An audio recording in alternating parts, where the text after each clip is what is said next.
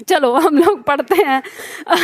समास हम लोग कह रहे थे, कल की क्लास में हमने जाना था, परिभाषा पर ध्यान देना, दो या दो से अधिक, ठीक है, दो या दो से अधिक शब्दों से मिलकर कोई एक नवीन शब्द, नवीन मतलब नया, नया का मतलब हम ये समझ सकते हैं, नया शब्द ऐसा कि आप ये नहीं सोच सकते पीछे जो टुकड़े हैं जिनसे बन के आया उसका और उसका कोई लेना देना नहीं होगा। जो पीछे टुकड़े हैं उनका अर्थ उसके अंदर निहित होगा, उससे इर्द गिर्द, उसके आसपास, ऐसा नहीं कि बिल्कुल उससे अलग हो जाएगा। तो जैसे हमने कल उदाहरण लिया था राजा का कुमार, तो उससे बना था शब्द राजकुमार। तो हम राजकुमार उसी लड़के को कहेंगे जो राजा का पुत्र होगा, यानी उसका संबंध राजा से जरूर होगा, ठीक है। तो ऐसे शब्द को, इस प्रक्रिया से बनने वाला शब्द सामासिक पद कहलाता है। इसके 3-4 अवयव हमने पढ़े थे, यानी 4 अंग पढ़े थे। इसके अंदर समास विग्रह, यानी जो खुला हुआ पार्ट है या फैला हुआ पार्ट है उसको हम समास विग्रह कहते हैं। समस्त पद जो नया शब्द बनकर आया है। पूर्व पद, समस्त पद का अगला हिस्सा जो होता है वो पूर्व पद या प्रथम पद कहलाता है। और उत्तर पद समस्त पद का अंतिम यानी लास्ट हिस्सा उत्तर पद या द्वितीय पद कहलाता है। हमने कल पढ़ा समास की प्रधानता के आधार पर समास 4 प्रकार के होते हैं और समास की संख्या 6 होती है। यानी समास कितने होते हैं? 6 होते हैं। प्रकार कितने प्रकार के? 4 प्रकार के।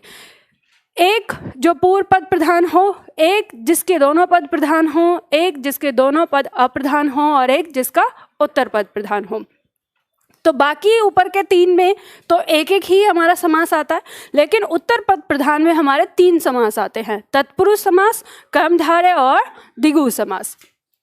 अव्ययभाव में हमने पढ़ा था बहुत ही साधारण सा, एकदम सरल सा, कि वह समास जिसका पूर्व पद प्रधान हो। पूर्व पद प्रधान होने का मतलब है कि फोकस जो है वो हमारा पूर्व पद पे जाएगा। अब उसका पूर्व पद या तो कोई अभिकारी शब्द होगा या तो कोई उपसर्ग होगा, और ऐसे ही हमें पता चल जाएगा कि इसके अंदर कौन सा समास है। उदाहरण हमने देखा था, उसके बाद हमने पढ़ा द्वंद्व समास। द्वंद्व समास में मैंने आपको बताया था कि इससे आप ये पहचान सकते हो, द्वंद्व का अर्थ होता है झगड़ा। जिन पदों में झगड़े की स्थिति पाई जाएगी वह हमारे द्वंद्व समास के अंदर आते हैं। जैसे हम कह सकते हैं कि जिनमें विलोम का हमें वो मिलता है, यानी विलोम का अंश मिलता है, वो हमारे द्वंद्व समास में आ जाएंगे, या जिनमें पूरक का अंश मिलता है वो हमारे द्वंद्व समास में आ जाएंगे। यह हमने पढ़ लिया था। इसके बाद हमारा आया बहुब्रीहि समास। बहुब्रीहि समास कहता है कि इसके दोनों पद अप्रधान होते हैं। हे भगवान, ये क्लास कैसे बंद हो गई है?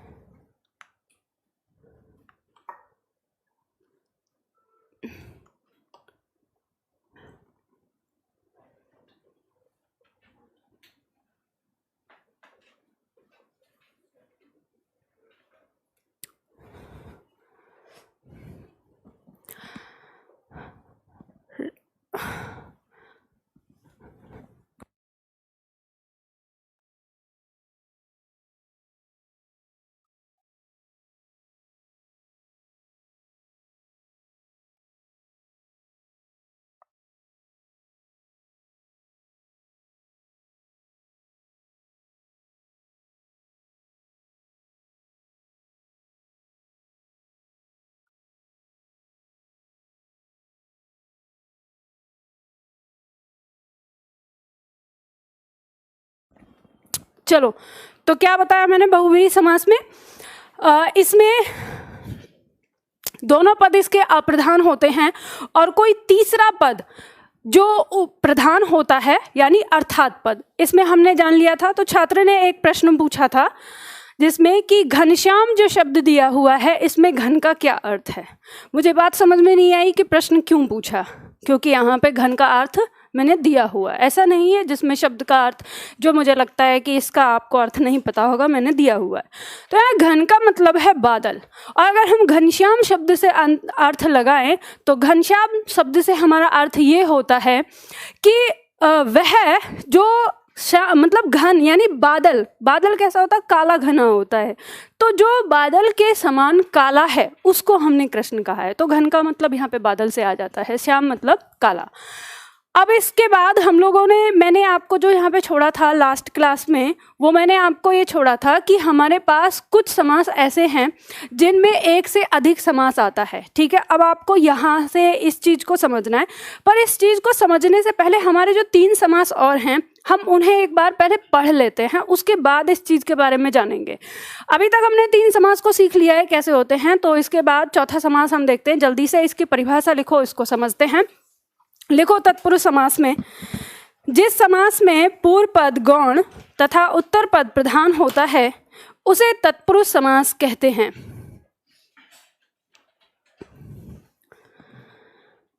जिस समास में पूर्व पद गौण तथा उत्तर पद प्रधान होता है उसे तत्पुरुष समास कहते हैं।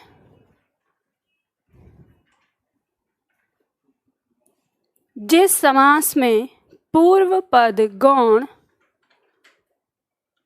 तथा उत्तर पद प्रधान होता है उसे तत्पुरुष समास कहते हैं।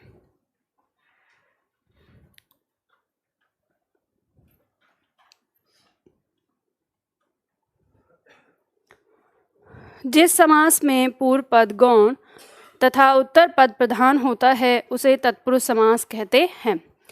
तत्पुरुष समास पहचानना बहुत आसान है, पर इसको पहचानने के लिए इसका जो तरीका है वो है उत्तर पद प्रधान होना। अगर आपको ये वाली बात समझ में आ गई कि इसका उत्तर पद प्रधान है तो आप आसानी से पहचान लेंगे।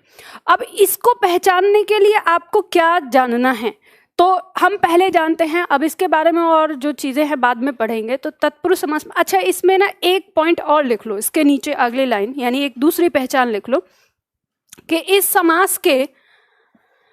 समास में समस्त पद बनाते समय इस समास में समस्त पद बनाते समय कारक चिन्ह का लोप हो जाता है। कारक चिन्ह का लोप हो जाता है।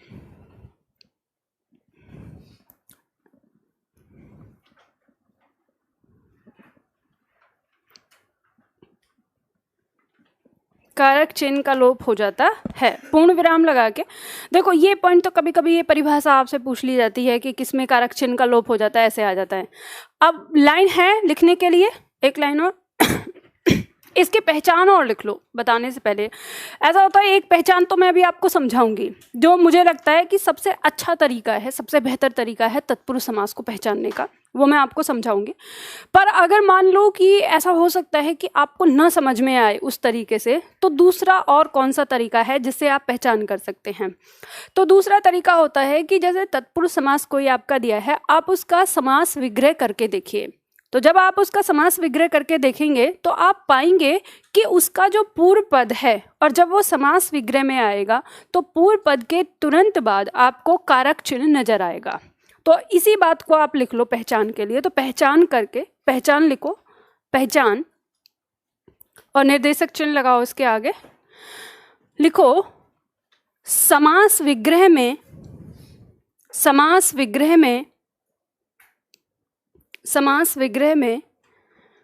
पूर्व पद के बाद, समास विग्रह में पूर्व पद के बाद कारक चिन्ह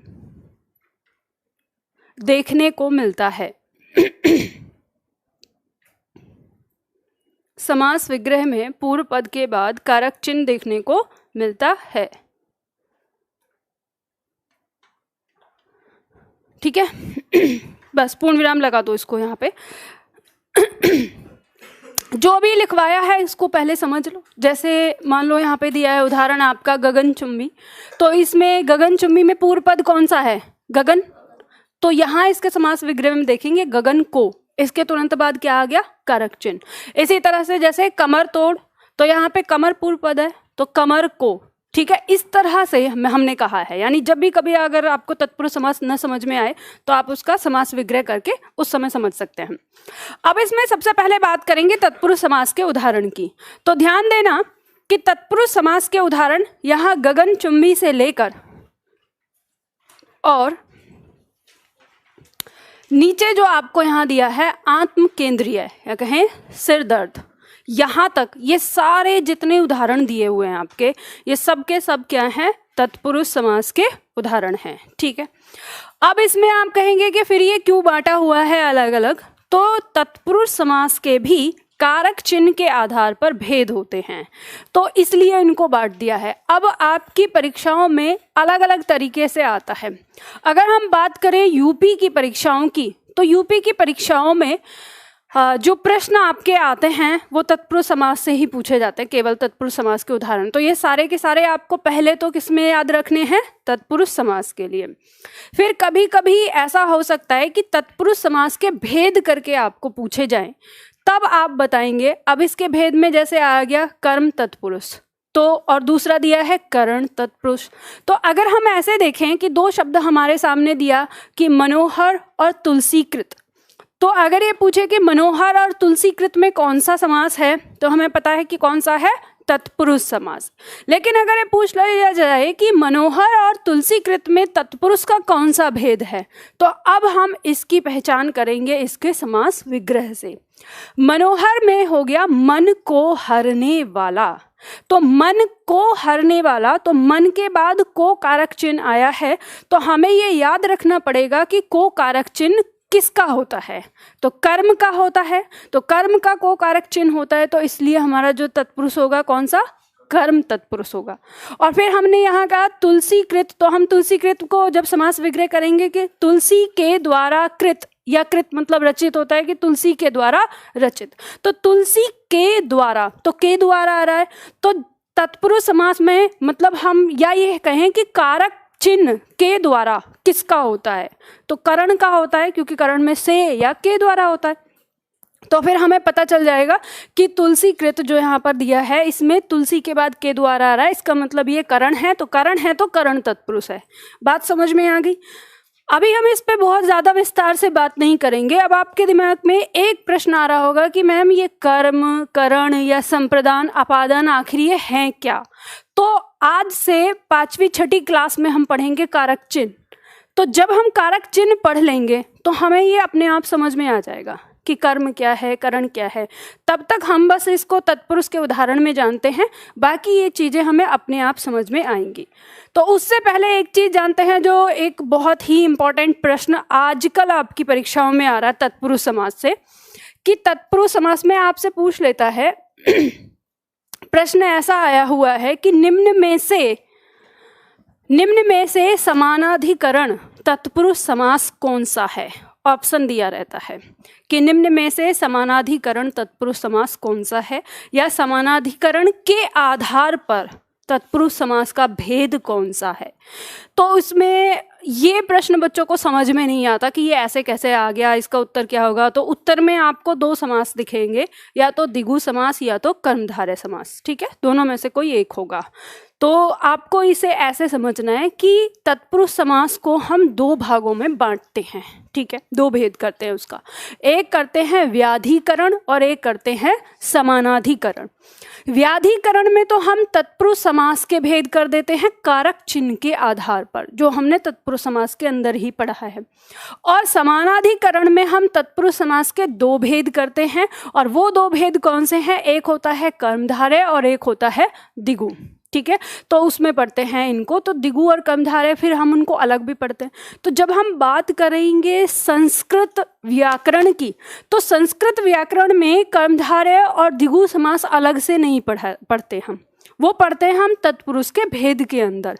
मतलब कैसे पढ़ते हैं, सबसे पहले पढ़ेंगे तत्पुरुष समास। तत्पुरुष समास के 2 भेद, एक व्याधिकरण और एक समानाधिकरण। व्याधिकरण में उसके 6 कारक चिन्ह के आधार पर, और समानाधिकरण में उसके 2 भेद। इसको हम फिर पढ़ते हैं कर्मधारय तत्पुरुष समास और द्विगु तत्पुरुष समास, इस तरह से करके। लेकिन हिंदी भाषा में जब हमने ये व्याकरण बनाया तो हमने क्या किया कि कर्मधारय समास को और द्विगु समास को अलग ही रख लिया, एक तरीके से अलग रख के हमने पढ़ाना शुरू कर दिया। लेकिन वर्तमान समय में पिछले 10, 12, 15 सालों से लोगों ने क्या किया कि इसको ना बहुत ज़्यादा झोल मचा दिया है। कोई कहता है कि 4 प्रकार के समास करके ये तत्पुरुष तक देके, कोई कहता है 6 संख्या बता देता है, इनको दोनों को अलग निकाल लेता है। तो आप ध्यान रखिएगा कि वर्तमान समय में क्या हो रहा है, परीक्षा में प्रश्न कैसे भी आ सकता है, आपको बहुत सावधानी से इसका जवाब देना है। जब भी बात अगर आएगी कि समानाधिकरण में तत्पुरुष के कितने भेद हैं, तो आप बताएंगे 2। कौन से? कर्मधारय और द्विगु। अब वो कुछ भी पूछे, आंसर आप लगा लोगे आराम से, ठीक है। और अगर खाली वो पूछेगा कि समास कितने होते हैं, तो 6 संख्या बता दोगे।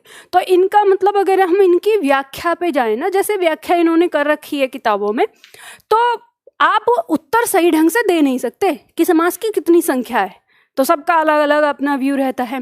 तो हम इसको इस तरह से करेंगे, जैसा पेपर हमारा आएगा, जैसा प्रश्न हमसे आएगा, हम उस आधार पे इसको देंगे।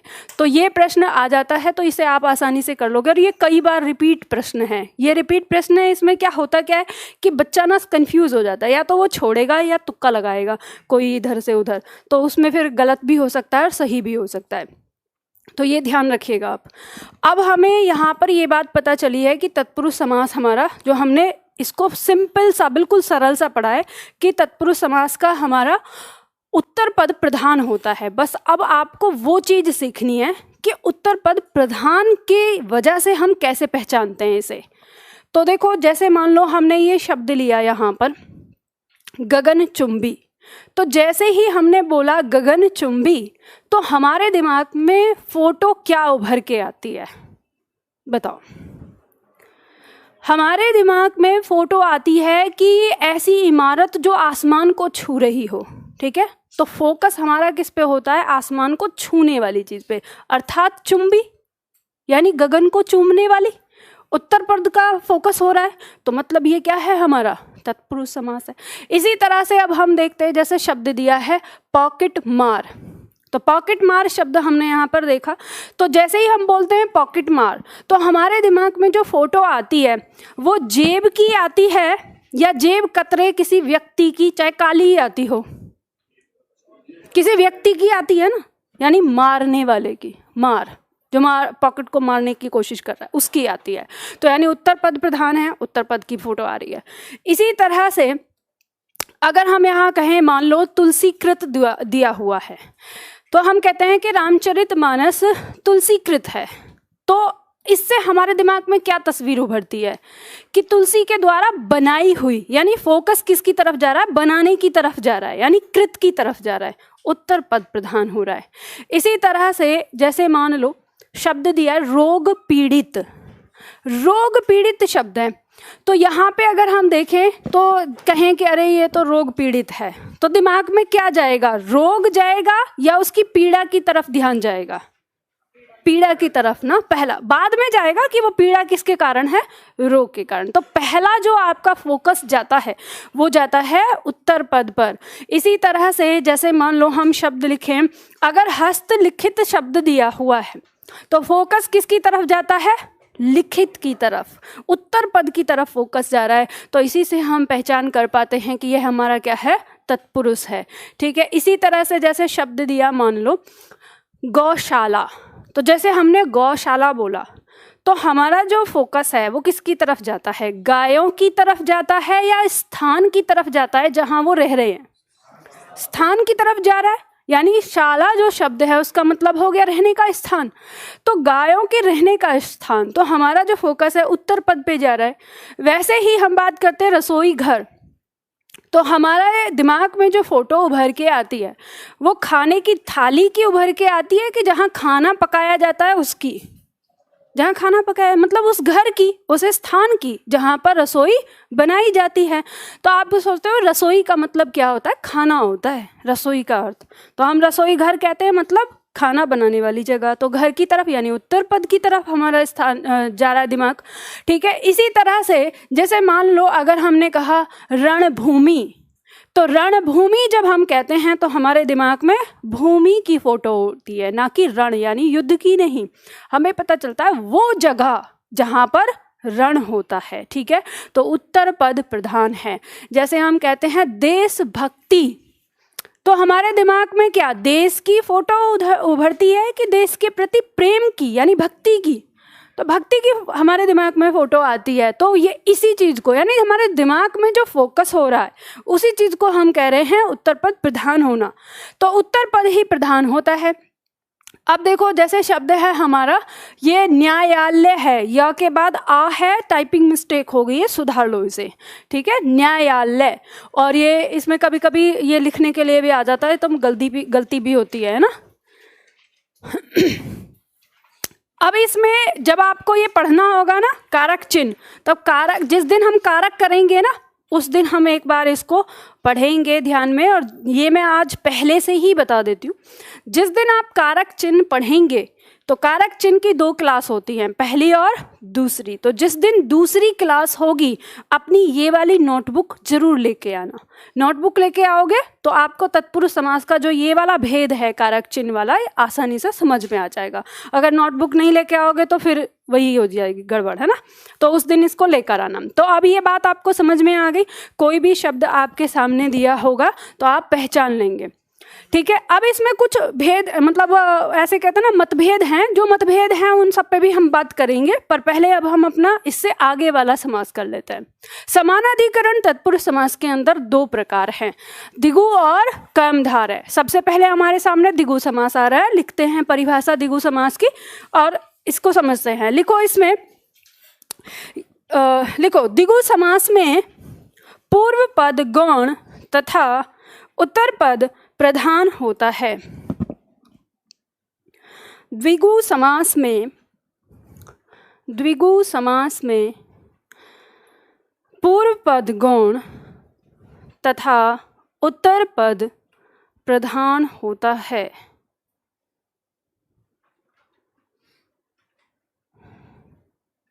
द्विगु समास में पूर्व पद गौण तथा उत्तर पद प्रधान होता है। पूर्ण विराम लगा के अल्प विराम लगा के लिखो। अब यहाँ पे ये याद करो कि हमने उत्तर पद जो हमारा तत्पुरुष समास है उसकी भी हमने यही परिभाषा लिखी है। अब इस परिभाषा से ये अलग कैसे है, तो कॉमा लगा के लिखो, किंतु इसका पूर्व पद सदैव संख्यावाची होता है। किंतु इसका पूर्व पद सदैव संख्यावाची होता है।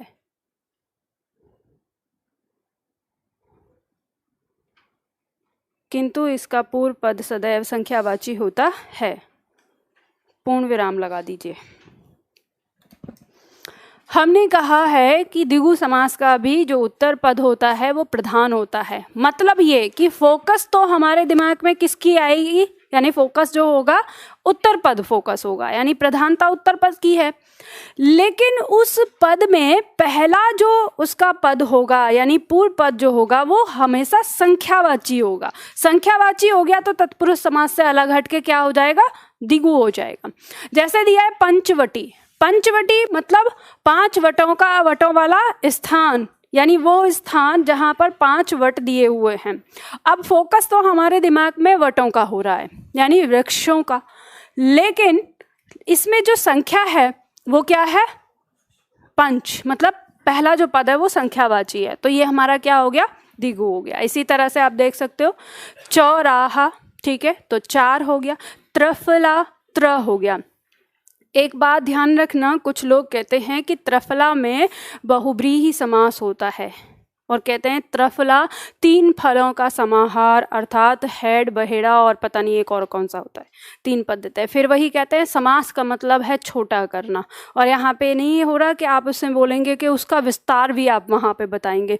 ऐसे तो हम सारे शब्दों के अंदर बहुब्रीहि समास निकाल देंगे। फिर 5 वटों वाला स्थान, अर्थात अब इसे भी कह देंगे 1 वट, 2 वट, तीसरा वट, चौथा वट और 5वां वट, ये हो गया। फिर कह देंगे चौराहा, मतलब 4 राहें हैं जहाँ पूर्वी दिशा वाली, पश्चिमी दिशा वाली, उत्तरी दिशा वाली और दक्षिणी दिशा वाली। फिर हमने कर दिया, दिशा तो आ ही जाएंगी भाई वहाँ पर। तो इस तरह से बोलना मुझे लगता है कि एक तरह से वाहियात वाली चीज़ें हैं कि आप कुछ ज़्यादा ही अंदर घुस रहे हो, और ज़्यादा ही अंदर में तो हर चीज़ ऐसे ही हो जाएगी, फिर तो कोई समास बचेगा ही नहीं। कि जिसे आप ये कहें उसका अर्थात पद न निकाल सकें। हर समास का अर्थात पद निकाल देंगे। मान लो रसोई घर है तो आप कहेंगे रसोई घर, रसोई के लिए घर है, जो अर्थात मेरी मम्मी या किसी की मम्मी या उसकी मम्मी खाना बनाने के लिए बैठती हैं जिस जगह पर, जहाँ मैं खाना बनाने जाता हूँ, जहाँ दाल चावल पकता है, जहाँ रोटी सिकती है, कुछ भी कह सकते हैं ना हम अर्थात में। तो फिर है ना, ये हंसी वाली बात नहीं है, मैं ये चीज़ समझा रही हूँ कि जब निकालते हैं ना अर्थात तो फिर हम हर चीज़ में बहुब्री निकाल देंगे। बहुब्री का मतलब अगर आप बहुत ध्यान से देखेंगे तो बहुब्री में जो आप पाएंगे तो उसमें वही चीज़ें हैं जिनका पर्यायवाची होता है, और किसी कर्म के आधार पर, किसी गुण के आधार पर, किसी विशेष महत्व के आधार पर, उसकी उत्पत्ति के आधार पर या उसकी क्रिया प्रक्रिया के आधार पर। जैसे कल एक छात्र ने पूछा था कि जलज में बहुब्री समास हो सकता है क्या, तो हाँ हो सकता है। कि कमल है, यानी कमल शब्द की बात करें तो अपने आप में एक यूनिक शब्द है और ये दिया गया नाम है कि कमल एक फूल। अब जलज का मतलब क्या है, जल में उत्पन्न होने वाला अर्थात कमल। तो यहाँ पर बहुब्री समास हो जाएगा जलज में। अब हम सरोज में भी कह सकते हैं क्योंकि सर में उत्पन्न होने वाला, सर मतलब तालाब। तो आप यहाँ देखेंगे कि हाँ सरोज या जलज अगर हम कह रहे हैं तो उसकी उत्पत्ति के आधार पर उसका नाम बनाया है हमने, लेकिन उसका असली नाम क्या है, कमल है। तो उत्पत्ति के आधार पर बना दिया तो वो हम बहुब्री में रख देते हैं कि ये हो गया बहुब्री में इसके साथ, ठीक है। तो इसलिए ध्यान रखना। अब यहाँ अगर हम त्रफला शब्द को देखें तो ना तो कोई उत्पत्ति के आधार पर नाम बन रहा है ना कुछ, वो तीन नाम अलग बन रहे हैं, तो फिर समास का मतलब क्या रह जाता है, यानी समास तो फिर कुछ है ही नहीं उसमें। तो इसलिए ध्यान रखना, जीवन में कहीं पे भी जो लोग बोलते हैं उनको समझा देना कि पहले थोड़ा सा ज्ञान ले लो, ढंग से पढ़ लो, समझ लो, उसके बाद। तो त्रफला में द्विगु समास होता है। द्वेदी, दो वेदों को जानने वाला, तो द्वेदी जिसे अब इसी तरह से चतुर्वेदी और त्रिवेदी सब आ जाएंगे, 3 और 4 ये सारे आ जाते हैं। नवग्रह, देखो ध्यान दो, नवग्रह, नवग्रह में दिया, नव मतलब 9 ग्रहों का समाहार कैसे भी। अच्छा एक चीज और बताती हूँ आपको, अच्छा नहीं बाद में बताऊंगी, पहले समझ लो इसे। यहाँ पे शब्द आता है त्रिभुवन, यानी 3 भवन, ठीक है। जहाँ पे 3 भवन एक साथ हों तो त्रिभुवन उसको नाम दे दिया गया है। इसी तरह से त्रिकाल, तीनों काल के लिए आ गया।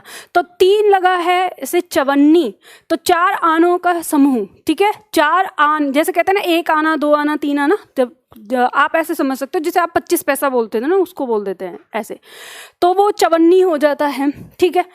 ऐसे ही सप्तरंग, सप्तरंग अगर हम बोलते हैं मतलब 7 रंगों का समूह, जैसे चतुर्वेदी या एकांकी, तो 1 प्लस अंकी से बनाए, 1 पहली संख्या हो गई इसमें।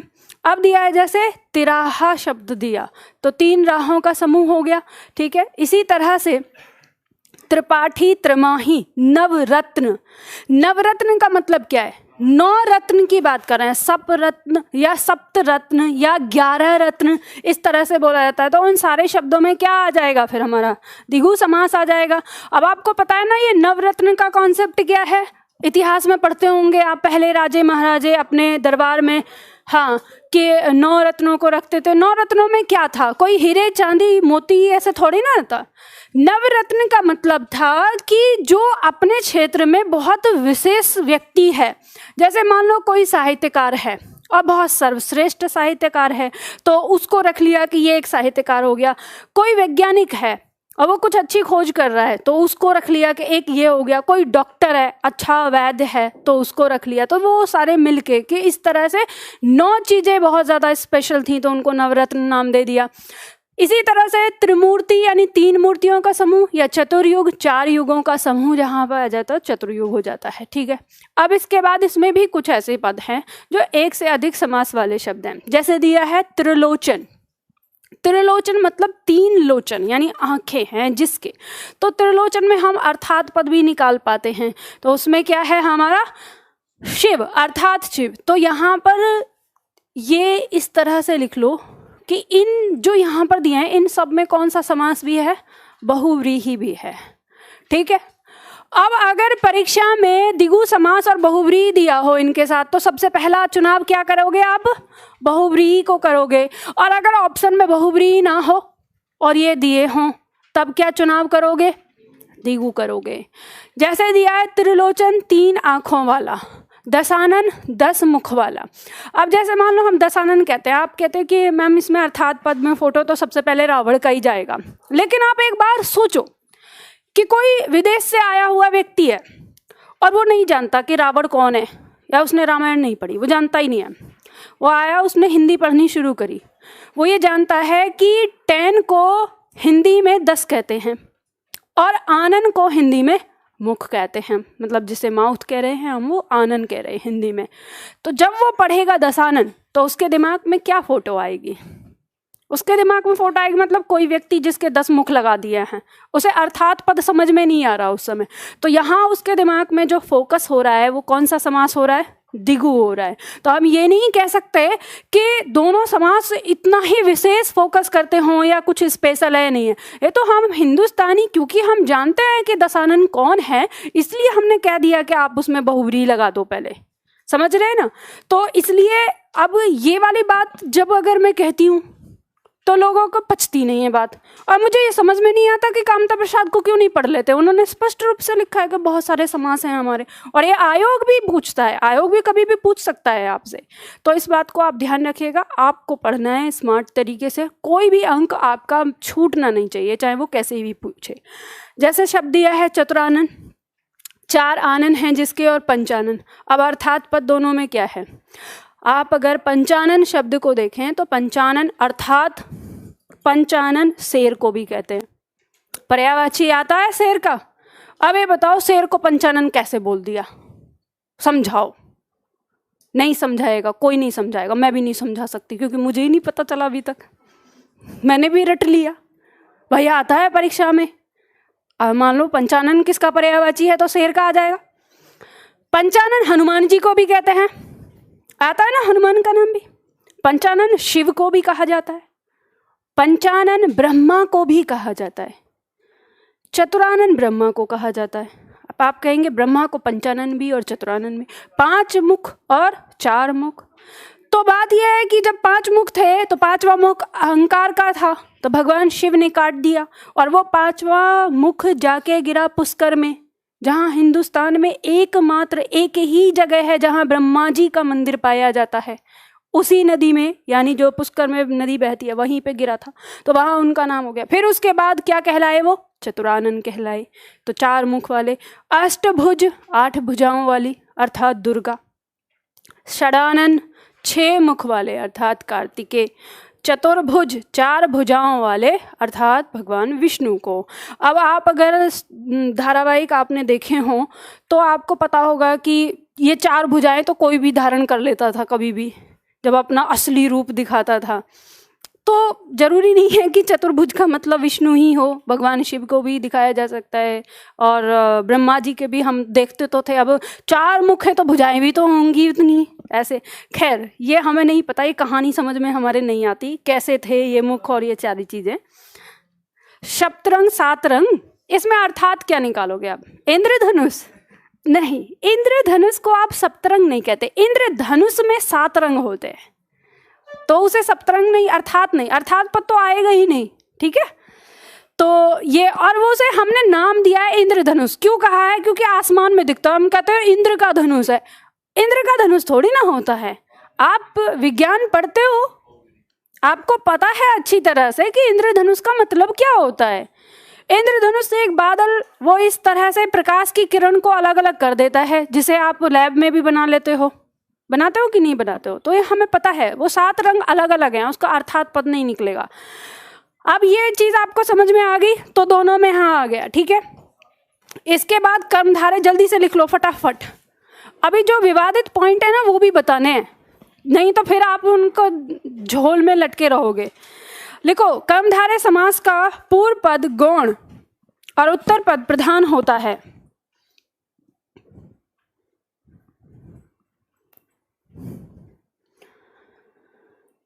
कर्मधारय समास का पूर्व पद गौण और उत्तर पद प्रधान होता है।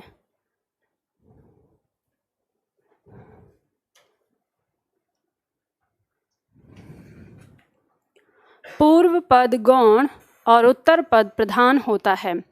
तत्पुरुष समास में भी यही परिभाषा है। अब उसका भेद है तो इससे अलग क्या होगा, कॉमा करके लिखिए।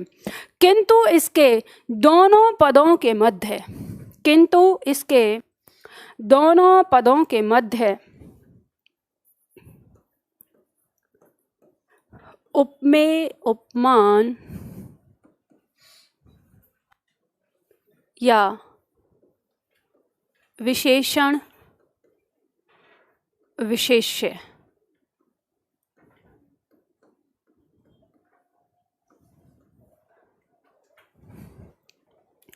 किंतु इसके दोनों पदों के मध्य उपमेय उपमान या विशेषण विशेष्य का संबंध पाया जाता है, का संबंध पाया जाता है।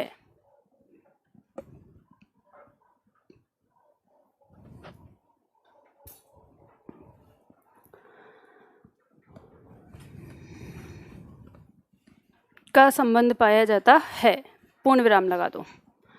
अब ये बताओ, आप में से कितने छात्र ऐसे हैं जो उपमेय उपमान और विशेषण विशेष्य को नहीं समझते कि क्या होता है। देखो, विस्तार से तो हम पढ़ेंगे आगे वाली क्लासों में, अभी हम ऐसे ही समझ लेते हैं। उपमेय उपमान का मतलब होता है, उपमेय मतलब होता है मुख्य वस्तु, और उपमान का मतलब होता है वह जिससे मुख्य वस्तु की तुलना हो रही है। जैसे मान लो हमने कहा कि इसका मुख चंद्रमा के समान सुंदर है, तो यहाँ पर जो चंद्रमा है, तो चंद्रमा से तो क्या हो रही है, इसकी तुलना हो रही है, किसकी, मुख की। तो यहाँ पर मुख क्या है, उपमेय है, और चंद्रमा क्या है, उपमान है। तो जब भी ऐसे आता है हम कहते हैं उसकी आंखें मछली के समान हैं, तो आंख और मछली इन दोनों में क्या है, उपमेय उपमान का संबंध है। अब हम बात करते हैं विशेषण और विशेष्य की। जैसे मान लो हमने कहा काली गाय, काली गाय, तो गाय यहाँ संज्ञा है, इस संज्ञा की विशेषता बताई जा रही है, ये कैसी है, काली है। तो गाय यहाँ क्या हो गया, विशेष्य, और विशेषण क्या हो गया, काली।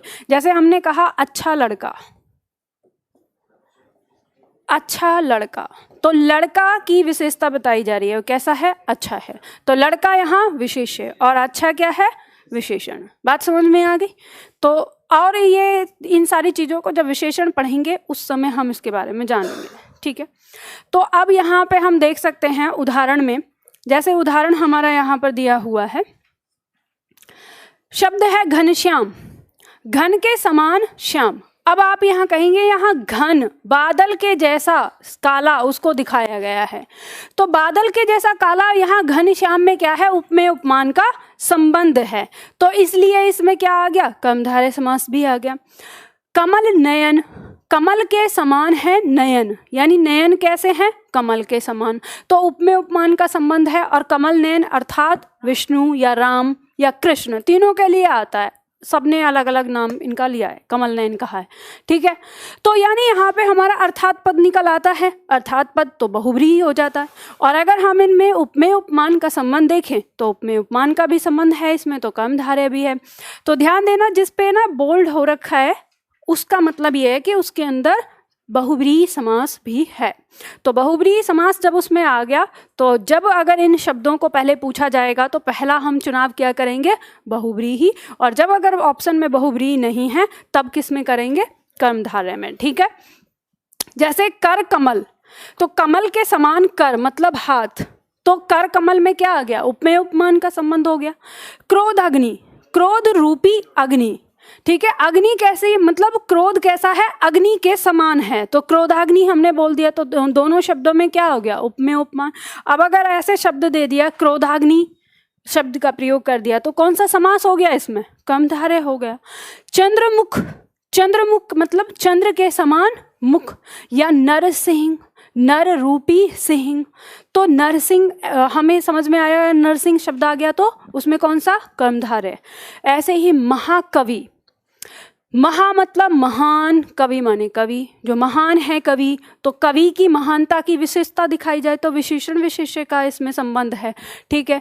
इसी तरह से दिया है शब्द पीताम्बर। हालांकि एक बात ध्यान रखना, मेरे गले से नीचे उतरती नहीं है ये शब्द, पीताम्बर, नीलांबर, बाघांबर, ये सारी चीज़ जो हैं अगर आप देखें, ये शब्द आपको कहाँ मिलेंगे देखने को, ये मिलेंगे आरतियों में, ठीक है, जो आप आरती करते हैं, तो जैसे बाघांबरधारी, जब भगवान शिव की आरती की जाती है तो बाघांबरधारी उनको क्या कहा जाता है? तो आप ये देखो कि उसने क्या कर रखा है, बाघ की खाल के वस्त्र धारण कर रखे हैं, तो बाघांबरधारी कहा है। तो बाघ या अंबर, तो अंबर मतलब वस्त्र, ठीक है, और यहाँ पे लगा दिया पीतांबर कहा है, पीत मतलब पीला, नील, नील आ जाता है, नीलांबर, नीला। मुझे लगता है कि इसमें बिल्कुल पूरी तरह से देखा जाए तो कर्मधारय ही है, इसमें बहुव्रीहि कहीं से आता ही नहीं। अगर इसके साथ धारी शब्द लगा दिया जाए तो अपने आप परिवर्तित हो जाएगा, मतलब कि पीले वस्त्र को धारण करने वाला, अर्थात जो भी होगा, राम कहें, कृष्ण कहें, जो भी आप कहो। और नीलांबर, नीले वस्त्रों को धारण करने वाला, तो नीलांबर धारी लगेगा तब होगा। और नीलांबर में क्या है, नीला है अंबर जिसका, या जो नीला है वस्त्र जो, वही तो नीलांबर कहलाएगा। या श्वेतांबर आता है, ठीक है। तो वहां पे अब इसको कैसे दिया है मैं बताती हूँ, मुझे जहां तक लगता है, जो समझ में आता है, जैसे शब्द दिया है ना दिगंबर, दिगंबर शब्द दिया गया है, नाम बना दिया गया कि उनको दिगंबर कहा गया और उनको श्वेतांबर कहा गया, मतलब जो श्वेत वस्त्र धारण करते थे उनको नाम दे दिया गया श्वेतांबर, और जो नंगे रहते थे उनको नाम दे दिया गया दिगंबर। तो वहां अगर हम देखें तो दिगंबर का मतलब होता है दिक प्लस अंबर, यानी दिग मतलब दिशाएं। तो उन्होंने क्या किया कि उन्होंने दिशाओं को ही अपना वस्त्र मान लिया, तो उन्होंने नग्न रहना शुरू कर दिया, इसलिए उनको दिगंबर कहा। और जिन्होंने श्वेत वस्त्र धारण कर लिए उनको श्वेतांबर कहा। तो ये दो शब्द आए थे क्योंकि स्पेशली इनको नाम दिया गया था कि ऐसा नाम दे दिया। अब जब बैठते हैं उदाहरण खोजने के लिए तो नीलांबर को भी रख दो, पीतांबर को भी रख दो, और बाघांबर को भी रख दो, सबको रख दो क्योंकि उसके जैसे हैं। तो हमने कहीं ऐसा नहीं पढ़ा कि पीतांबर का मतलब ये होगा। जब भी हम पीतांबर का मतलब कृष्ण या राम से लगाते हैं तो वहां पीतांबर के स्थान पर धारी लिखा हुआ होता है, और जब भी पीतांबर शब्द का प्रयोग करते हैं उसका मतलब होता है पीला वस्त्र धारण करने वाला, और वो वाला आगे आता है किसी और शब्द में, यानी उसने कौन क्या पहन रखा है। जैसे ऐसे आता है कि राम ने क्या पहना है, राम ने पीतांबर पहना है। तो पीतांबर क्यों बोला फिर उसने, मतलब राम ने राम को पहना हुआ है, फिर आप क्या कहोगे ये चीज। तो मेरे दृष्टिकोण से पीतांबर और नीलांबर इन सारे शब्दों में, और ये मैं अब आपको बता रही हूँ कि ये बात ध्यान रखना, आयोग ने भी कई बार जब भी पीतांबर नीलांबर ये शब्द दिया है, इन दोनों शब्दों में उसने चुनाव कर्मधारय का किया है। तो इन दोनों शब्दों के लिए आप पहला चुनाव कर्मधारय का ही करिएगा, समझ रहे हैं ना। मार्केट की किताबों में लिखा होगा कि बहुव्रीहि रखना, पर मैंने जो अपने अनुभव से अभी देखा है, अभी तक जो आयोग ने भी उत्तर दिया है, और इसके साथ अभी पिछले बार जो परीक्षा हुई थी 12th क्लास की, तो मेरे पास 12th क्लास के एक बच्चे ने पूछा था कि मैम हमारी टीचर ने तो पढ़ाया इसमें बहुव्रीहि समास, और जब हमारा प्रश्न आया तो उसमें नीलांबर पूछा था, तो नीलांबर में मैंने लिखा बहुव्रीहि समास, तो उन्होंने इसका उत्तर जो है कर्मधारय बताया है और मेरा प्रश्न कट गया। तो अब यहाँ पर ये देखो कि अगर मैं आपसे पूछूं कि नीलांबर का अर्थात पद बताओ, नीले वस्त्र धारण करने वाला कौन, बताओ। पीतांबर तो आपको पता है, चलो कृष्ण को कह दिया, विष्णु को कह दिया, राम को कह दिया। नीलांबर किसके लिए आपने प्रयोग किया है अभी तक? लो, आपको यही नहीं पता नीले वस्त्र धारण कौन करता है।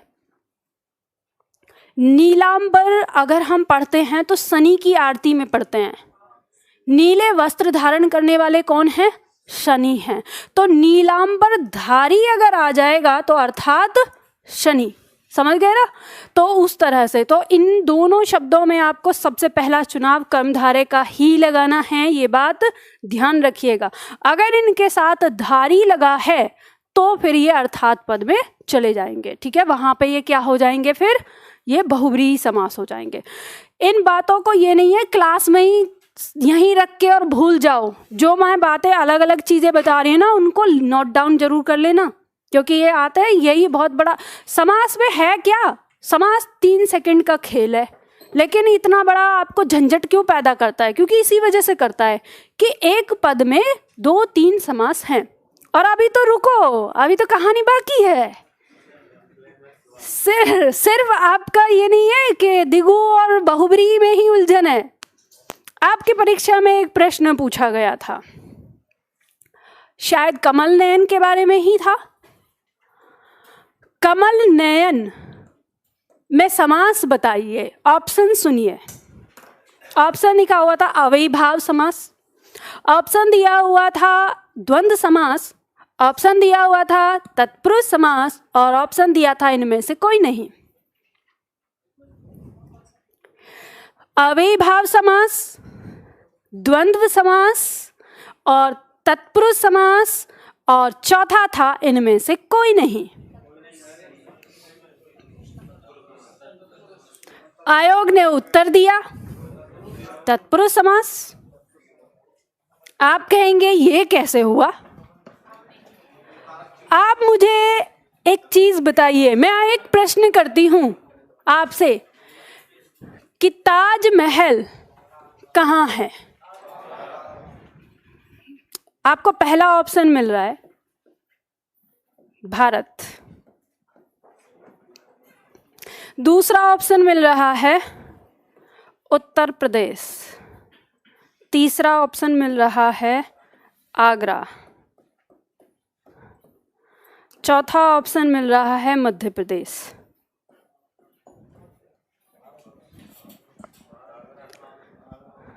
भारत में नहीं है क्या? क्या होगा इसका उत्तर? इसका उत्तर होगा आगरा। अगली बार उसने आगरा हटा दिया,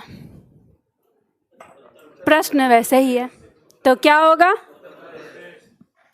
उसने अगली बार उत्तर प्रदेश हटा दिया। रुक जाओ अभी, लेकिन ऑप्शन दिया आपको,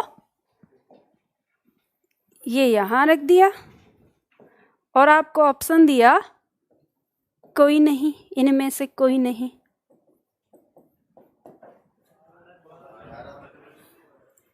तो आप कहोगे अरे भारत में मध्य प्रदेश भी आता है, फिर ताजमहल भी आएगा। सोचने वाला ऐसे ही सोचेगा, दिमाग यही लगाएगा। लेकिन आपको एक बात पता है, ये ताजमहल कहाँ है? आगरा। आगरा कहाँ है? उत्तर प्रदेश। उत्तर प्रदेश कहाँ है? भारत। अब आप उत्तर प्रदेश हटा दो, आगरा हटा दो, कहाँ दिख रहा है आपको? भारत। बात समझ में आई? तो जब आपने, रीजनिंग ये है, वही होता है। तो जब आपसे ये पूछा गया कि कमल नयन में कौन सा समास है, और ये यूपी पीसीएस का प्रश्न था, यूपी पीसीएस का 12-13 के आसपास में, या 12-13 या 14 में रहा होगा, 11-12 में। तो उस समय मैं भी उन दिनों एग्ज़ाम दे रही थी, तो मैंने भी दिया, मैं भी कोई नहीं करके आई थी, चिंता मत करो। मैं उस समय स्टूडेंट थी, मैं भी ऐसे ही रट के पढ़ती थी, शॉर्ट ट्रिक में दिए, बीच में योजक चिन्ह तो ये वाला, इसमें योजक चिन्ह नहीं तो ये वाला, ऐसे ही अंदाजे से। तब बाद में पता चला आयोग ने रख दिया सी इसका आंसर, तत्पुरुष समास। नहीं समझ में आया। और ये बात देखो कि 2012 के आसपास में घटना चक्र शुरू हुई थी, और घटना चक्र का जो एक्सप्लेनेशन होता है उसने भी नहीं दिया। उसने क्या किया कि इसमें ये व्याख्या कैसे दी थी कि अव्ययी भाव की ये होती है, इसकी ये होती है, इसकी ये होती है, और ये देके अतः इसका उत्तर जो है वो क्या होगा? तत्पुरुष समास। ये भी नहीं बताया क्यों होगा, किस कारण से, नहीं समझ में आया। जब आप लोगों को पढ़ाना शुरू किया उस समय समझ में आया कि परिभाषा इसमें 3 आती है। सबसे पहले आता अर्थात पद। अर्थात पद कहाँ पे है? बहुब्रीहि में। फिर आता है इसके अंदर उपमेय उपमान। उपमेय उपमान का संबंध। उपमेय उपमान का संबंध किस समास में है? कर्मधारय में। और उसके बाद तीसरा आता है उत्तर पद प्रधान। अब उत्तर पद प्रधान किसका है? तत्पुरुष का। ये नहीं ऑप्शन में, ये नहीं ऑप्शन में, तो तीसरा इसमें से कोई नहीं थोड़े ना करोगे, क्योंकि पता है कमल नयन, जब आप कमल नयन, इसमें अर्थात पद भी क्रॉस कर दो, यानी राम की फोटो नहीं चाहिए, उपमेय उपमान भी नहीं चाहिए, वो भी हटा दो, तो अब क्या आता है कि जिसके नयन किसे हैं? कमल के समान, तो जो फोकस होता है वो किस पे होता है, नयन पे होता है ना, तो इसमें तत्पुरुष समास की परिभाषा उभर के आ रही है, तो इसका उत्तर किस में आएगा, तत्पुरुष समास पे। ठीक है, द्वंद्व कैसे होगा, अच्छा आंख का विलोम नयन हो, मतलब आंख नयन का विलोम कमल होता है, तो देवताओं का विलोम तो असुर है ही, इनकी कहानी अलग ही है। मतलब अगर ये पूछ लिया जाए कि कमल का विलोम बताओ तो नयन करके आओगे, करके भी मत आ जाना, पूरक कैसे हो जाएगा, मतलब कमल की जरूरत होगी तो वहां आंख चाहिए ही चाहिए, मतलब कमल का फूल अगर कोई बिना आंख वाला बंदा नहीं लगा सकता, वो खुशबू नहीं ले सकता क्या उसकी, या उसका मन करे कि मुझे अपने आंगन में कमल का फूल उगाना है तो नहीं उगा सकता क्या, क्या लेना देना है, कहां से कहां, क्या कोई संबंध है क्या, कुछ भी नहीं है। इतना भी मत सोचो, दिमाग से जो जितना कह रही हूं उतना सोचो, ठीक है, ज्यादा दिमाग लगा देना। बात समझ में आ गई आपको यहां तक, ठीक है। अब इसके बाद एक ये वाली चीज देख लो, ये मैंने क्यों लिखा है, अलग बॉक्स में लिखा है, इससे बहुत ज्यादा प्रश्न आते हैं आपकी परीक्षा में, और ये खास करके अध्यापक वाली परीक्षाओं में आते हैं और बहुत परेशान करता है। ये ऑप्शन में दिया रहता है, उत्तर भी देता है, इसलिए अलग से लिखा है कि अगर इस तरह से कभी कोई चीज आ जाए तो कैसे आपको देखना है। जिसे न्याय समास बोलते हैं, इसकी परिभाषा तो बड़ी विचित्र तरीके से लिखी होती है, पर मैंने उदाहरणों को समझकर ये परिभाषा आप लोगों के लिए लिखी है ताकि आप ना इसे समझ पाओ कि जिसका प्रथम पद निषेधवाचक होगा उस पद में आपको अ या अन दिखाई देता है, वही हमारे शब्द किसके अंदर आते हैं, इस न्याय समास के अंदर आते हैं। तो परिभाषा में क्या करता है तो ये हमारा क्या है कि अ और अन क्या है, उपसर्ग हैं, तो उपसर्ग होने के नाते इसका जो उत्तर है वो अवयवी भाव होना चाहिए, लेकिन ऑप्शन में अवयवी भाव के साथ न्याय समास भी रख देता है और न्याय समास का ही उत्तर देता है, और आयोग सुनता भी नहीं है क्योंकि तमाम किताबों में ये दे रखा है आपका, तो वो सुनता भी नहीं है। ठीक, अब लेकिन इसको अगर कभी आ जाए आपके सामने, जब भी ऑप्शन में न्याय समास आपको देखने को मिले, बिना ऐसे नहीं, ऑप्शन में न्याय समास दिखे, तो आपको ये देखना है कि अगर उस पद के आगे अ और अन लगा है, केवल अ और अन, तब आप उसको किस में रख लेना, आंसर लगा देना न्याय में। ये चीज मैं आपको सिर्फ और सिर्फ इसलिए बता रही हूं ताकि आपकी परीक्षा में अंक ना कटे, ठीक है, परीक्षा में अंक लाने को आप यहाँ लिख सकते हो, इसका प्रयोग केवल परीक्षा में अंक लाने के लिए करेंगे, ये समास नहीं है, ये आपका संस्कृत का समास है, हिंदी का समास ये बिल्कुल नहीं है। तो भविष्य में अगर आप कभी अध्यापक बनते हैं तो अपने छात्रों को इसे कम से कम मत पढ़ाइएगा, क्योंकि तब तक तो हम इसको पलट देंगे, क्योंकि आयोग को भी हम जल्दी ही देखने वाले हैं हर चीज़ में, और कोशिश ये कर रहे हैं क्योंकि वर्तमान समय में हिंदी के लिए काम हो रहा है काफ़ी, तो कोशिश ये रहेगी कि सरकार कोई एक ऐसी मानक बुक तैयार कर दे कि जिसके कि इसको ही आधार माना जाएगा, जिसको जो लिखना है वो लिखे अपने में, तो कम से कम एक आधार, यानी कि इस बुक में ये लिखा है, चाहे वो दिन को रात लिखे, फिर हम दिन को रात ही पढ़ लेंगे, तो कम से कम एक सरकार से हमारी ये कोशिश है आगे कि सरकार को एक है कि भैया तो एनसीईआरटी, अब वो कहता है कि एनसीईआरटी लाओ, सही मायने में देखा जाए आप खोजो एनसीईआरटी, आपको व्याकरण में एनसीईआरटी नहीं मिलेगी, कोई है ही नहीं।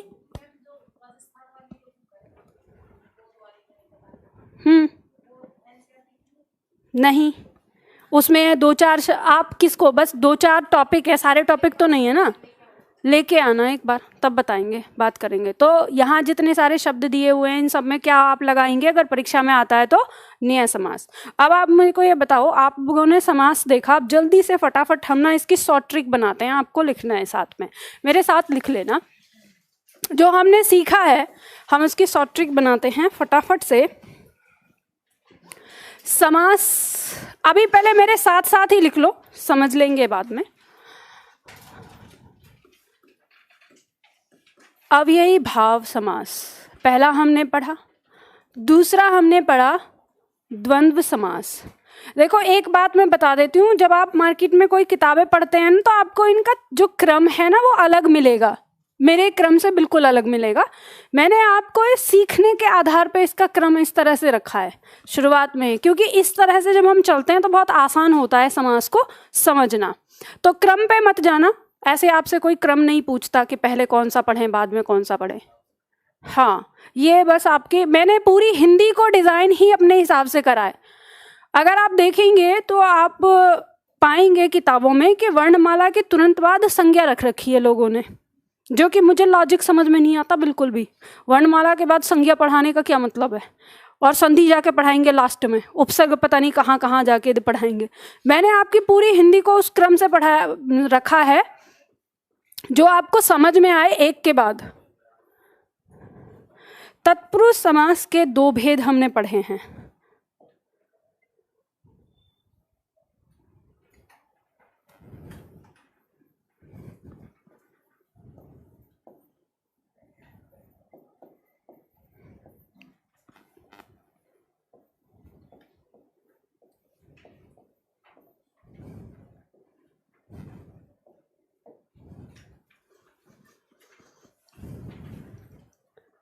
देखो, अब लिखने से पहले थोड़ा सा इधर भी ध्यान दो, बाद में लिख लेना, ठीक? जितना जिसने लिख लिया उतना ही छोड़ दो।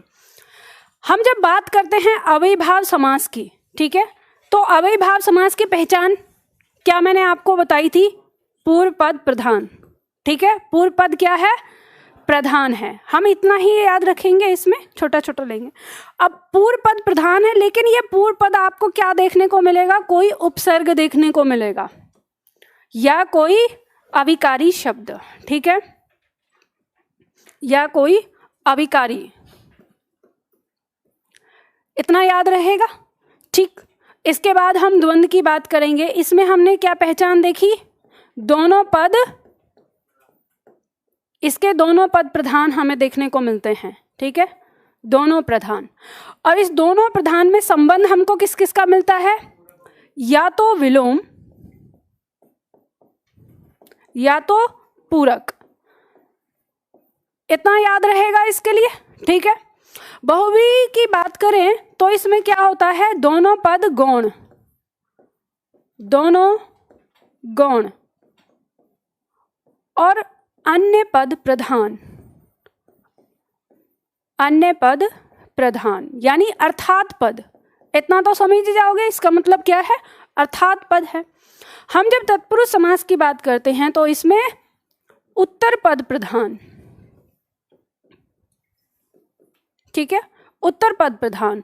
और इसमें बस इसकी एक ही यही पहचान हो जाती है, उत्तर पद प्रधान है, इसमें कोई ऐसी चीज़ नहीं है। तो हम इसमें एक कह सकते हैं कि समास विग्रह में हमें लिख लें इसमें कि विग्रह में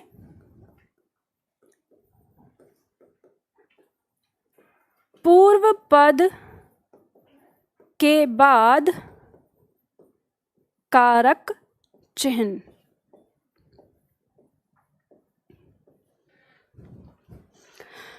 कर्मधारय में अगर हम देखेंगे तो आपको पता है उत्तर पद प्रधान है, लेकिन अच्छा, उत्तर पद प्रधान इसमें लिखने की जरूरत नहीं है, वो तो हमको पता है कि इन तीनों में उत्तर पद ही प्रधान है, ठीक है, यहां से ही हमें पता चल गया। बस हम इसकी विशेषता लिखेंगे। इसकी विशेषता क्या है कि पद में आपको उपमेय और उपमान या दोनों एक साथ नहीं होंगे, ठीक है, दोनों अलग अलग होंगे, या तो उपमेय उपमान या तो विशेषण विशेष्य।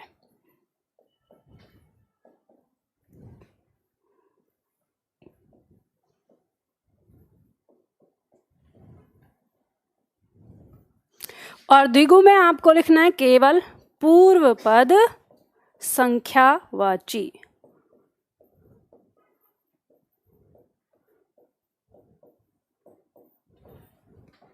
पूर्व पद संख्यावाची।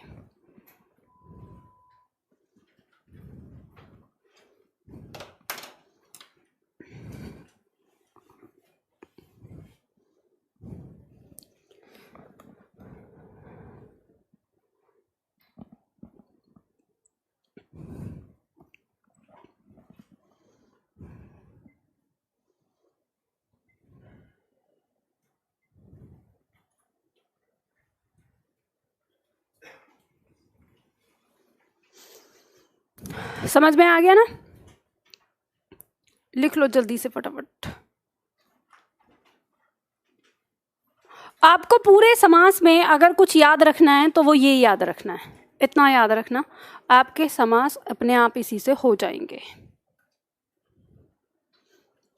हमने ये बात कर ली कि यदि किसी समास के अंदर बहुब्रीहि समास हमें दिखाई देता है और कर्मधारय दिखाई देता है और द्विगु दिखाई देता है, तो हम चुनाव किसका करेंगे? पहले बहुब्रीहि का करेंगे। ठीक है, पीतांबर और नीलांबर अगर शब्द दिया है, इसमें बहुब्रीहि और कर्मधारय दोनों आता है, तो सबसे पहला चुनाव कर्मधारय करेंगे। कर्मधारय अगर नहीं है ऑप्शन में, तब आप बहुब्रीहि कर आइएगा। ठीक है, तो ये चीज़ हमने यहाँ पर समझ ली।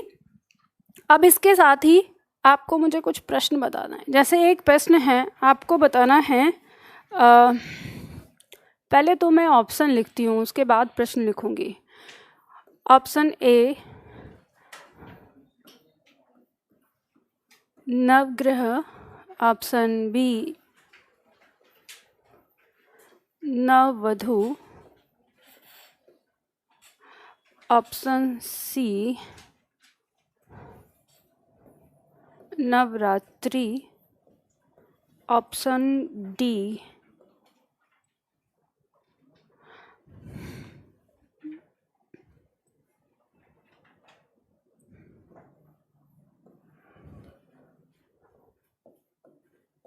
उपयुक्त सभी। आपका प्रश्न है यहाँ पर, द्विगु समास बताना है आपको, किस में है? ए, बी, सी, डी।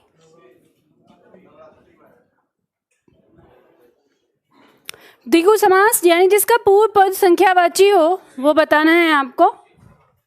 किस में है? किसी को डी तो नहीं लग रहा? पक्का ना? चलो गुड। इसमें जो उत्तर है वो हमारा क्या होगा? 3, यानी नवरात्रि। कैसे? आपको ये बात पता है, यहाँ पर नव का अर्थ क्या है? 9। ठीक है, यहाँ पे नव और यहाँ पे नव, इन दोनों नव का मतलब क्या है? नया। तो नव गृह, ठीक है, तो ये हो गया नया घर। और यहाँ वधू मतलब बहू, तो नई बहू।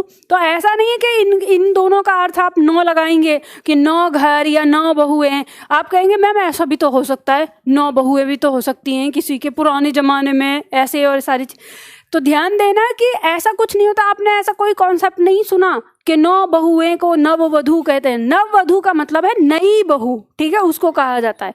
और नवगृह का मतलब हो गया यहाँ पर कि नया घर।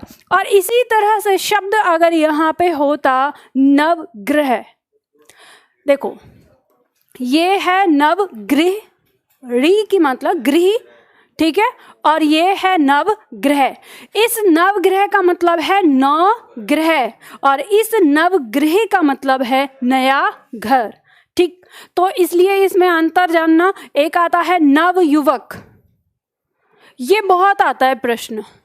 नवयुवक मतलब नया है जो युवक। नवरात्रि, यहाँ पर 9 रात्रि, यहाँ नई रात नहीं कह सकते आप किसे कहोगे नई रात? कभी जीवन में नई रात हो सकती है?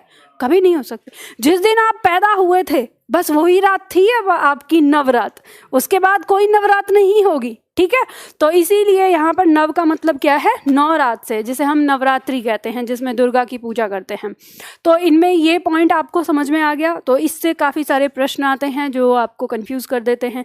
कभी पूछेगा कि द्विगु समास बताओ, कभी कहेगा कर्मधारय नहीं है, ठीक है, या कर्मधारय है, किस में है, इस तरह से। कभी आपको ऑप्शन ऐसे दे सकता है 3 लिखकर, मान लो यहाँ पर ऐसे कर दे कि निम्न में किस में कर्मधारय समास है, और ऑप्शन दे दिया आपको ए और इसके साथ ए और बी, यानी इस तरह से। तो फिर आपका आंसर क्या हो जाएगा? डी हो जाएगा। आप पहला दूसरा नहीं लगाएंगे।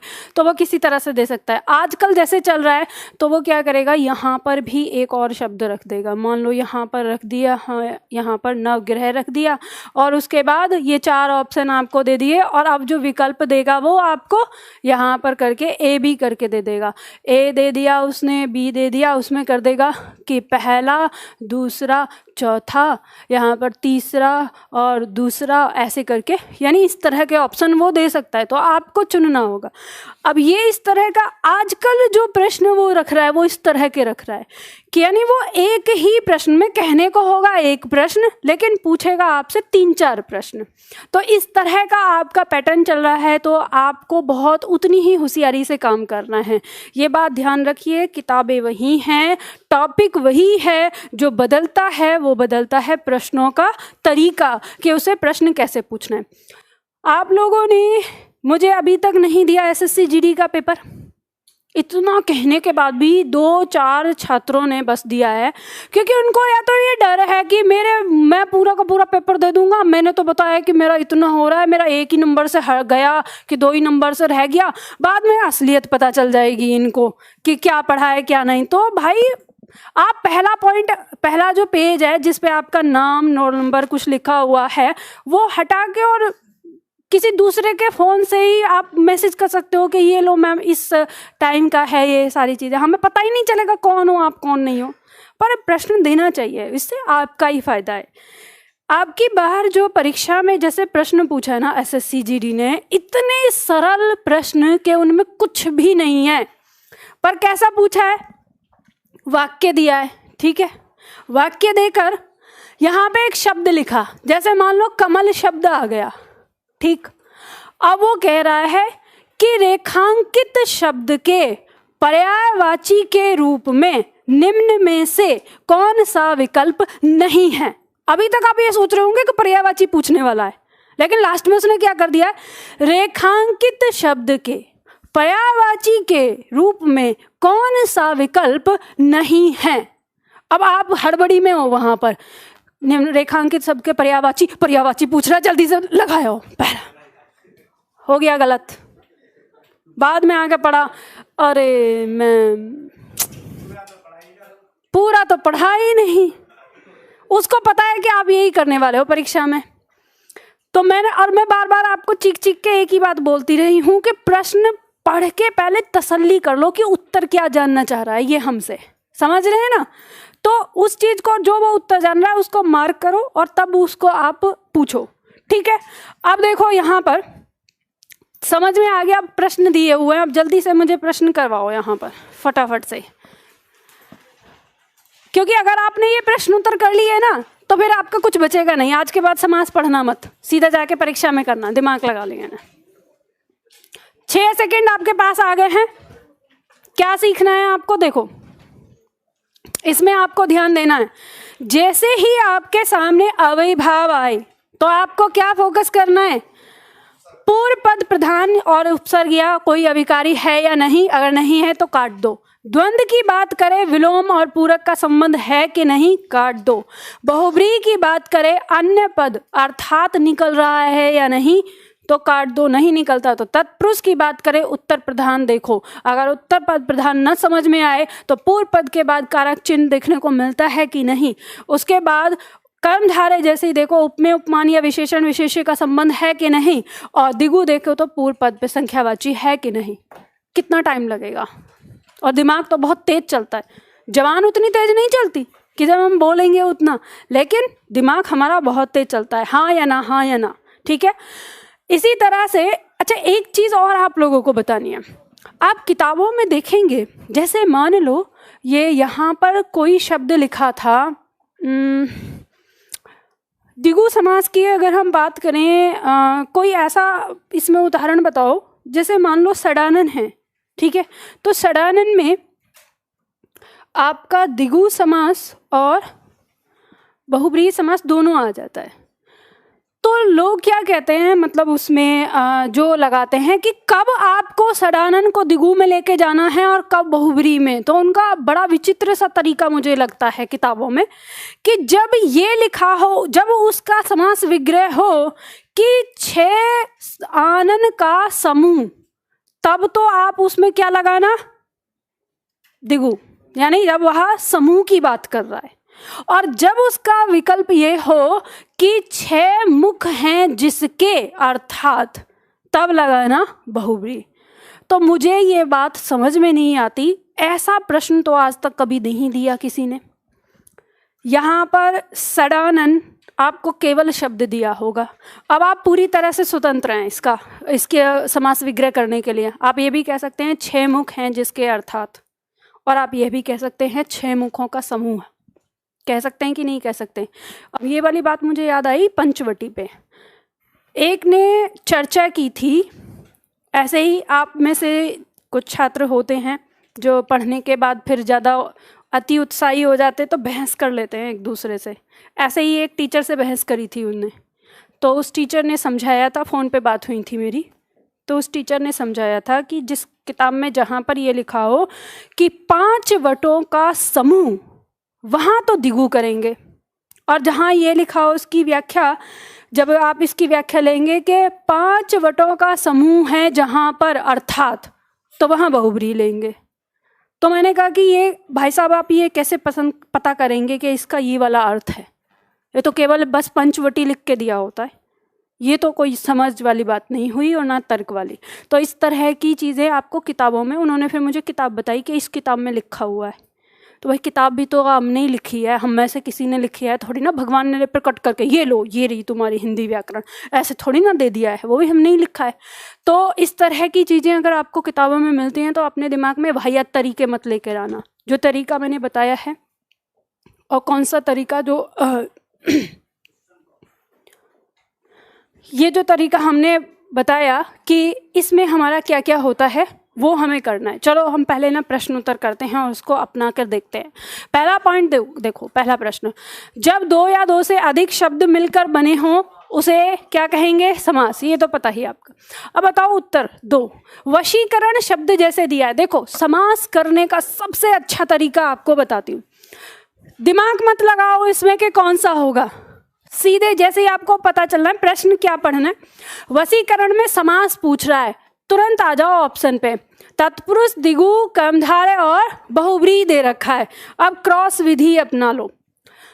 बहुब्री तब होगा जब अर्थात पद होगा। वशीकरण वश में करना, अर्थात वशीकरण, मतलब कोई दूसरा शब्द नहीं आ रहा ना, अर्थात का मतलब खत्म। दिगु पूर्व पद क्या होना चाहिए? संख्यावाची। वश का मतलब संख्या नहीं है, खत्म। वशीकरण वश में करना, वश में वश और करना दोनों में उपमेय उपमान विशेषण विशेष्य का कोई संबंध है क्या? नहीं, तो खत्म, आंसर आ गया। और ऐसे ना आए तो जब आपने कहा वशीकरण मतलब वश में करना, वश के बाद में कारक चिन्ह आ रहा है, मतलब तत्पुरुष समास है। बात समझ में आ गई? दूसरा देखो, अनायास। अनायास का मतलब होता है अचानक से, ठीक है, कोई काम जो हो जाता है अचानक से। कौन सा समास है? तत्पुरुष, दिगु, द्वंद्व और अव्ययीभाव। अनायास में कोई आपको, अगर आप इसे देखेंगे तो आप इसको तोड़ दो। देखो शब्द की पहचान होना बेहद जरूरी है। अन प्लस आयास।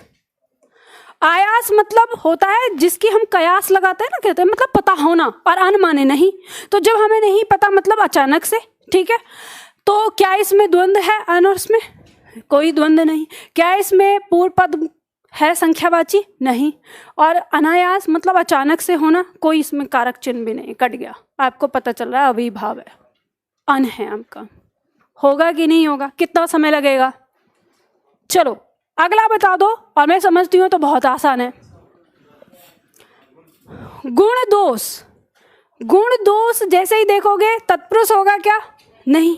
द्वंद्व होगा क्या? हाँ, क्योंकि गुण का विलोम दोष है, द्वंद्व ही होगा। कारक योजक चिन्ह से मत पहचानना कि योजक चिन्ह लगा मैं मिल गया, नहीं, द्वंद्व है यानी विलोम है, ठीक है, बाकी कट जाएगा। देश प्रेम, देश के प्रति प्रेम या देश के लिए प्रेम, तो क्या होगा? तत्पुरुष होगा। दिगु होगा क्या? संख्यावाची नहीं, काट दो। कर्मधारय होगा क्या? देश के लिए प्रेम, इसमें कोई उपमेय उपमान या विशेषण विशेष्य नहीं है, कट जाएगा। कोई कारक चिन्ह है? नहीं, मतलब कोई अविकारी या उपसर्ग है? नहीं, तो कट जाएगा, तत्पुरुष बचेगा। कर पाओगे कि नहीं कर पाओगे? चलो घनश्याम में बताओ। कर्मधारय हो जाएगा, क्योंकि यहाँ पर हमें बहुब्री नहीं दिख रहा, तो अब क्या होगा? कर्मधारय। जिस समास के दोनों पद अप्रधान होते हैं वहां कौन सा समास होता है? बहुब्री होता है। प्रतिदिन में कौन सा समास है? अव्ययी भाव, प्रति लगा है, ठीक है। पथ भ्रष्ट में कौन सा समास है? पथ से भ्रष्ट हो जाना ही पथ भ्रष्ट कहलाता है। तो क्या हो जाएगा इसमें? तत्पुरुष समास। राजमहल में कौन सा समास होगा? राजा के लिए महल, तो राजा के लिए महल, तो यहाँ पर क्या राजा के लिए के आ रहा है पूर्व पद के बाद, तो तत्पुरुष है। वैसे भी पहचान सकते हैं राजमहल का मतलब आप ये नहीं कि राजमहल अर्थात मैं महल, ऐसा तो नहीं होगा ना। राजा का ही महल बोलेंगे, राजा के लिए नहीं बोलेंगे, राजा का महल बोलेंगे, ठीक है, संबंध है वहां पर, ठीक है। तो इस तरह से हमें पता चल जाएगा कि तत्पुरुष हो गया। बताओ,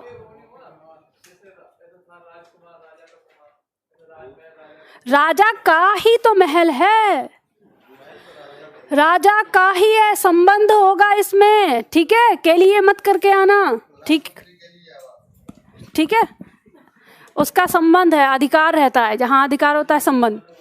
संधि और समास में क्या समानता है? दोनों में ही शब्द विकार होता है।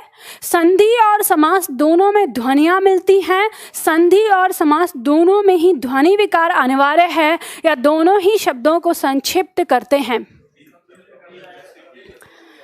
आपको पता है दोनों ही दो शब्दों को एक कर देते हैं, ठीक है, तो यही समानता है। विकार वाली चीज तो नहीं होगी क्योंकि इसने कोई विकार नहीं किया है।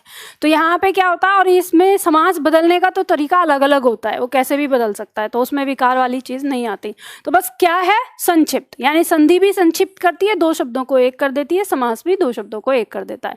विद्या धर्म, इसमें कौन सा समास है? आप देखेंगे विद्या रूपी धर्म हम बात करते हैं, या इसके साथ ही साथ देखो मैं बताती हूँ, ये परीक्षा का प्रश्न है। एक्चुअली शब्द ये विद्या धन होता है, ठीक है, क्या होता है? विद्या धन। एक और लिख लो यहाँ पे साथ में, परीक्षा में पूछा गया था विद्या धर्म, यानी आपका धर्म जो है विद्या को ग्रहण करना। तो विद्या धर्म या विद्या धन दोनों का मतलब एक ही अगर रखें हम तो तत्पुरुष समास ही हमारा होगा, ठीक है। बैलगाड़ी में कौन सा समास होगा? तत्पुरुष समास हो जाएगा। देवासुर में कौन सा समास होगा? आपको पता है देव और असुर, तो क्या हो गया? देवासुर। इसी तरह से आप बीती,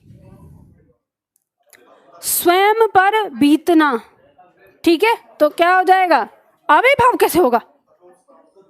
अरे आप बीती, आपको पता है उत्तर पद प्रधान हो रहा है, बीतना, जब कुछ बीता होगा तभी तो वो आप बीती बनेगी, अगर बीता ही नहीं है तो आप बीती कैसे बनेंगे, ठीक है। तो शब्द को गहराई से अगर समझोगे उत्तर पद प्रधान से तो समझ में आ जाएगा, नहीं समझ में आता है तो अपने पर बीतना तो पूर्व पद पे बाद में लग जाएगा, ठीक है, इस तरह से कर सकते हैं। तो अब एक बात बताइए मुझे, कल अभ्यास करके आएंगे? कल से मतलब सोमवार से है। इन प्रश्नों का 2 दिन है आपके पास। समास के सारे प्रश्न, देखो मेरी बात ध्यान से सुन लो, कल आपकी क्लास नहीं है और 11:30 तो कल भी बजेंगे, तो जब कल 11:30 बजे हैं तो चुपचाप घर पे बैठ जाना और जो मैंने समास में पढ़ाया है पढ़ के इन सारे प्रश्नों को करना, और जो भी संदेह हो, जो भी डाउट आए वो परसों पूछना, मतलब जो हमारी क्लास होगी नेक्स्ट मंडे को, समझ गए ना? एक बार कर लेना फिर मत पढ़ना बेशक।